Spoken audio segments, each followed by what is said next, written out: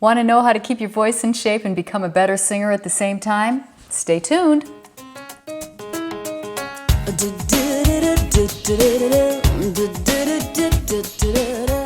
Welcome into Just Singing with Jo. It's good to have you here with me today. I'm Jo, or Joellen Hoff. And if you're new here, you might want to consider subscribing and hit the notification bell. I do post videos once a week with tips and tricks and suggestions on how you can become a better singer and a better performer. Okay, so in today's video, we're going to talk about keeping your voice in shape when you're not gigging all of the time, and how to become a better singer by practicing. Unless you're gigging all of the time, it's really hard to keep your voice in shape. If you're like me, the thought of keeping your voice in shape when you're not gigging, doing scale after scale, is equal to either elective surgery or taking a trip to the DMV. As a matter of fact, sometimes I'd rather go to the DMV than sing one more scale. Yet, as a singer, it's imperative that you keep your voice in shape. At any moment, you could get a call, someone asking you to come and sing backups on their song, or sing a demo for them, or sit in some night with a band maybe that you've been really wanting to sing with. But if you're not in shape, that's not going to be an option for you. And I can tell you from experience, I've had phone calls that were really great opportunities that I've had to turn down because my voice wasn't in shape. Have you ever been asked or gotten a call out of the blue to do some gig that you weren't able to do because your voice was out of shape? I'd love to know in the comments below. So how do you keep your voice in shape without the dreaded monotony of the same vocal exercises day in and day out? Well, this is what I do, and maybe it'll work for you too. I personally don't sing every day. I try and give my voice at least a 24-hour break. That works really well for me. I know some vocal coaches maybe that you're working with or have worked with in the past have suggested that you sing every day. You've got to do what works for you. For me, I need that break. I need that vocal rest. Now, my vocal routine is twofold. I try and keep it interesting so that when I go down and practice, I practice downstairs in my basement, that it's interesting and challenging and I look forward to it. I use two basic tools. On one hand, I use warm-up exercises as well as scales, but they're interesting scales, fun scales. And on the other hand, I use backing tracks and I sing with those backing tracks. So with that in mind, I use two specific tools, and I'm gonna turn you on to them if you like them. This is not sponsored by any means. They're just tools that I use and that you may like too. I love Kim Chandler, and I'll put a link below in the description box. I love her Funky and Fun series. She's got 4 CDs, and you can download these digitally. You can download these as well. She's got 4 different, at least I have the CDs, and the first 2 are basic warm-up exercises that are great to do before gigs, by the way, or a recording session. And the other 2 are patterns and scales and riffs and runs. So the riffs and runs you can really use to grow your voice and your chops. And the patterns and scales that she throws in there are really interesting. They're not easy to sing. I mean, some of them are, but some of them are very challenging, and they're good kind of voice-ear coordination sort of scales where, you know, you're going to fourths and fifths and augmented this and that and different scales, and just interesting scales that keep it challenging and really help your voice become more agile.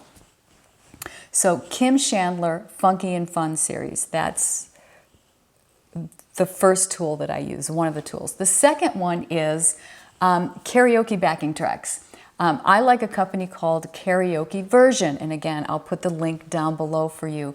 Karaoke Version allows you to download customizable tracks. So if you don't want to hear everything on the track, you don't have to. You can take out keys, synth, whatever you want to do, backup vocals, whatever.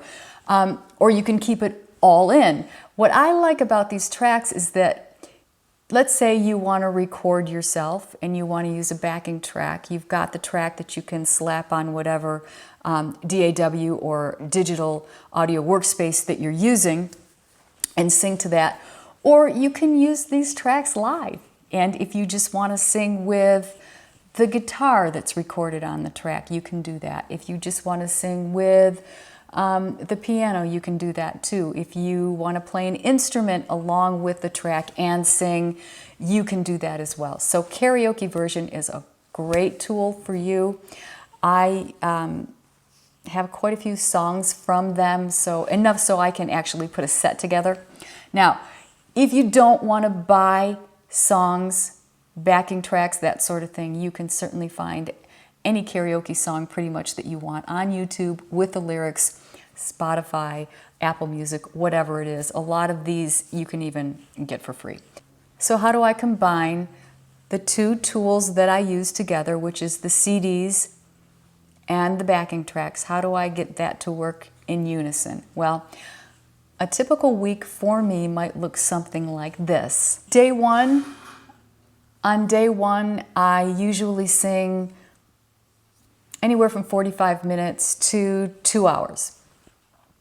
Whatever works for you, of course, is what you would do. I try and sing a set of music, but I always start by warming up. So I use the Kim Chandler CDs, either one or two, to warm up, and I might do 10 minutes or so of warm up, maybe a little longer, with her CDs, and then I jump into my backing tracks. And I always start easy with those backing tracks. I'm always starting off with songs that are still warming up my voice, and I feel like maybe when I'm about 20 minutes or so into it, then I can start opening up my voice. Whatever works for you, that's what works for me personally.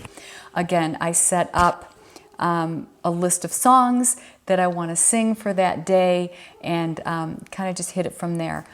I do target songs that I really want to work on, certain areas of my voice, so I may have one song in my practice routine kind of in a low range, another one in a high range, another one a rock song, another one a jazz song, whatever it is. I just want to open up my voice. I want to experiment with different things, and I want to keep it interesting. Day two may be just scales. Now, I may take the day off from singing a couple hours the day before, or if I'm feeling pretty good, I might just do scales that day. So I might use the Kim Chandler CDs 3 and 4, which are the scales and the patterns and the riffs and runs. Now, if I go 2 days in a row, I'm definitely going to take a day off after those 2 days. So day 4, of course, would be after I skipped a day, and I would go back into singing with the backing tracks, and I might mix it up a little bit. I might throw in some different songs just to keep it interesting, or I may choose a few songs that day rather than a whole set of music. Just choose a few challenging songs and pick them apart and work on certain areas of that song. Because even as I'm doing that, sometimes I'm thinking about, gee, I'd like to record this song, or maybe record this song, or do a remake of it. Whatever it is, keep it interesting for yourself. So mix it up, pick challenging songs, and pick songs you like, okay? Now day 5, 6, and 7 are kind of going to run like the first part of the week. I'm going to jump back into my scales. I'll probably take another day off, and then do another set of music. But remember, even when you do your scales, your patterns, your riffs, your runs, make sure you're warming up your voice first. So by consistently doing a routine like this, you will find that your voice will improve. Your voice will become much more agile. You'll find that in your everyday singing, whether it's your own songs or somebody else's, you're going to be able to put more emotion and inflection in those songs. Overall, you'll just become a better singer. But again, I cannot express enough to you to focus on challenging yourself. Pick some songs with those backing tracks that are hard for you. Pick songs where you have to start in a lower range and go to a higher range. Pick songs that you can vamp on. Pick a couple of songs that are very slow and easy, because it becomes almost habitual when you're singing rock songs that are fast or country songs to kind of stay in a certain groove. But if you pick songs, and one that I like to use very much is a song, it's an old jazz song, Someone to Watch Over Me. And I do the David Foster version of it that Renee Olstead did with him. Beautiful. It's very slow. And when I first started practicing with this song, it was hard. It was hard for me because, you know, I'm like that racehorse who, you know, is in the gate and I just want to go out and do it. You know, I just want to get out there and belt it out. But singing songs like Someone to Watch Over Me and some of the old jazz greats will teach you how to slow down, relax, put inflection in just notes, how to draw out your notes and stay in a much slower time. So experiment with different tempos, experiment with different ranges and different types of song. Things that you're not comfortable right now singing, step outside of your box. Well, I hope you got something out of this video. If you have questions, you can always drop comments below. If you have better ways of keeping your voice in shape, I love it. If you did, put it in the comments below as well. Share it with the community.